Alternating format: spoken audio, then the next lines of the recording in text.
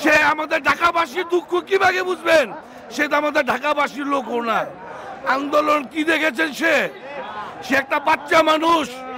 একটি কথা আপনাদের কাছে, এখানে আমাদের নির্বাচিত কমিশনার 34 নম্বর জনপ্রিয় কমিশনার, এই খুনি হাসিনার আমলে সে বিজয় হয়েছেন। জনাব মোহাম্মদ মামুন আপনাদের সামনে বক্তব্য রেখেছেন, তার পৃষ্ঠে আমি বলতে চাই, এই আসিফ ভুইয়া প্রয়োজন হলে এমন আন্দোলন ঘোষণা করা হবে, ওকে যেখানে পাওয়া যাবে সেখানে কেন করা হবে ইনশাল্লাহ।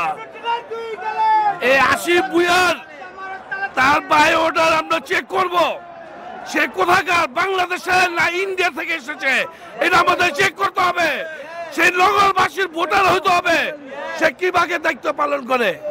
সে আমাদের ঢাকাবাসীর দুঃখ কিভাবে বুঝবেন? সে তো আমাদের ঢাকাবাসীর লোকও না।